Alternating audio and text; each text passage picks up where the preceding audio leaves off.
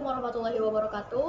Perkenalkan, nama saya Sheryl Siti Amalia, mahasiswa baru dari Fakultas Ekonomi dan Bisnis, jurusan Manajemen di Universitas Islam Negeri Syarif Hidayatullah, Jakarta.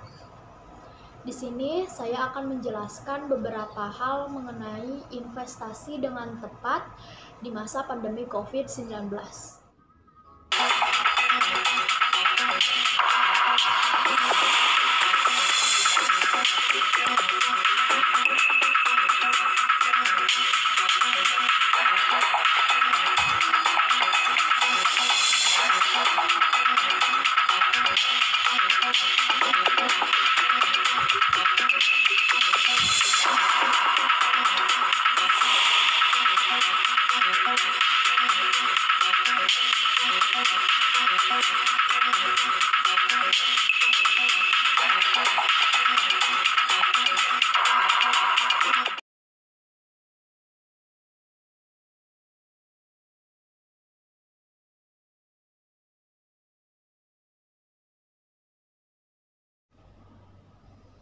Ekonomi lesu karena terdampak pandemi COVID-19 bukan alasan untuk tidak berinvestasi. Momen ini justru menjadi instrumen tepat agar kita mendapat penghasilan tambahan. Seperti yang diungkapkan investor muda, Head of Investment Specialist PT Manulife Freddy Teja menjelaskan, ada satu pengelolaan uang yang populer, yaitu 50, 30, dan 20. 50 untuk memenuhi kebutuhan sehari-hari, 30% untuk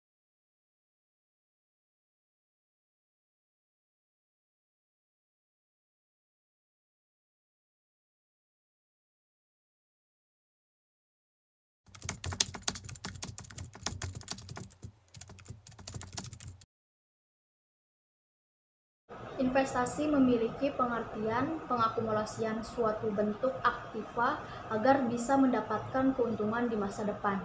Karena itu, investasi sangat penting, terlebih untuk orang-orang yang tidak memiliki dana pensiun. Namun pandemi COVID-19 ini menyebabkan kondisi perekonomian global tidak stabil, bahkan kian menurun. Hal ini tentunya sangat berdampak besar pada sejumlah bisnis di beberapa negara, salah satunya Indonesia. Terkecuali akan berdampak juga pada kegiatan investasi. Dipantau berdasarkan data Bursa Efek atau BEI, indeks harga saham gabungan atau IHSG melorot hingga 26,44%. Penurunan itu dengan catatan jual bersih asing sebesar 15,01 triliun. Sementara di pasar non-reguler terjadi aksi beli sebesar 2,94 triliun. Hal tersebut tentu saja dampaknya langsung dirasakan investor di beberapa sektor. Dengan kondisi pandemi seperti ini, apakah kita dapat melakukan investasi? Lalu, investasi seperti apa yang dianggap tepat dalam situasi seperti ini? Apakah investasi saham, properti, emas, dan obligasi pemerintah? Hal ini seperti terasa sulit karena adanya pengurangan pendapatan. Untuk memenuhi kebutuhan sehari-hari saja masih dianggap sulit, apalagi untuk investasi. Bagi sebagian orang memiliki cadangan uang selama ini, apakah harus juga menyimpan uangnya? Hal yang perlu diingat bahwa dalam keadaan normal, cash in-king dapat berubah menjadi cash interest dalam kondisi krisis. Ada investasi yang paling aman dan tepat dilakukan ketika pandemi.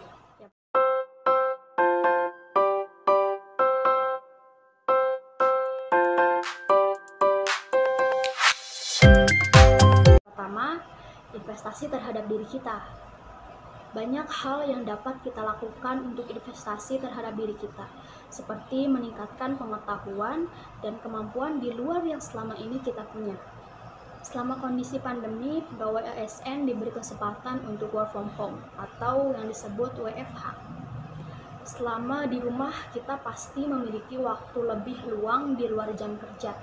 Kelebihan dan kelonggaran waktu ini harus dimanfaatkan untuk mempelajari ilmu dan kemampuan, seperti halnya mempelajari cara memasak resep yang baru, mempelajari teknik berkebun hidroponik, di samping mempelajari instrumen investasi saham, properti, emas, atau obligasi pemerintah. Hal ini diperlukan karena ketika perekonomian sudah memulai membaik, kita dapat menghindari resiko yang muncul akibat investasi tersebut. Semua investasi memiliki risiko baik jangka pendek maupun jangka panjang.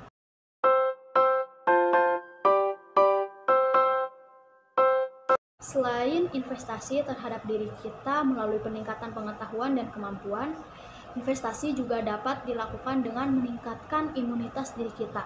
Biaya yang selama ini kita cadangkan untuk berwisata mungkin dapat dialihkan untuk membeli tambahan suplemen maupun vitamin.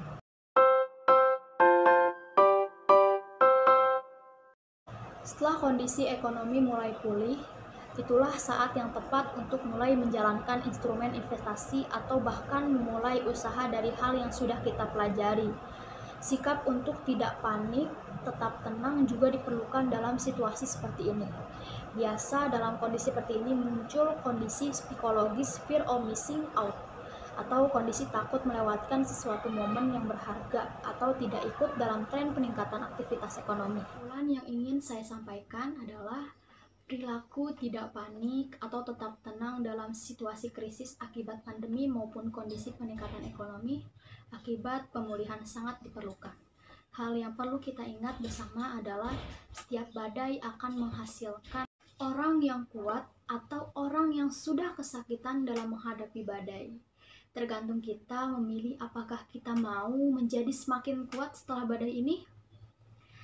Semoga bermanfaat. Kurang lebihnya mohon maaf.